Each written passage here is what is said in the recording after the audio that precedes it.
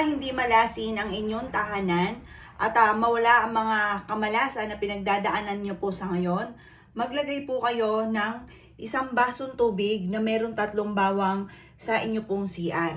Hayaan nyo lamang po siya dyan hanggang sa lumago po yung bawang, at kung gusto nyo po, kapag lumago na po siya po ay itanim po ninyo. Ang dulot niyan ay swerte. Kung kayo po ay maglalagay, 3 butil lamang po ng bawang, kahit hindi nyo na alisan po siya ng pinakabalat po niya, makakatulong po siya para ma-cleansing ang inyo pong tahanan.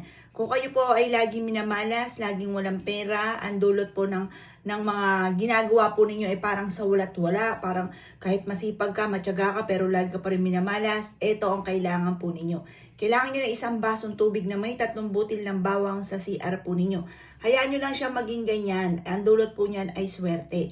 Makakatulong po ito upang sa ganon, kapag may mga kamalasan na paparating, na itataboy na po niya. Kapag naman po mga bossing ko na may paparating na blessing, tutulungan kayo niya para tuloy-tuloy ang pasok ng blessing mga bossing. Kaya kung ikaw po ay lagi minamalas, laging walang pera, natatalo ka lagi sa mga tinatayaan ninyo, laging away-away ang loob ng inyong tahanan, at may mga bisyo ang inyong karelasyon, ang inyong anak na hindi maiwas-iwasan, talagang napakagulo ng tahanan po ninyo, araw-araw ay nag-aaway. Ito po ang wag na wag ka magpapawala, kasi ito, mabisa po siyang panghatak ng swerte. Siya po ay nagbibigay ng blessing, nagbibigay din po siya ng kung ano man yung ninanais ninyo. Minsan pa nga po, higit pa doon sa inyo po mga inaasahan ang maaari maibigay po ninyo. Ang bawang ay isa sa mga pinaka-generous din na magbigay ng tulong. Humingi ka sa kanya 100, ibibigay sa inyo 1,000 pesos. Ganun siya, very powerful po ang bawang, at ganoon din syempre ang tubig.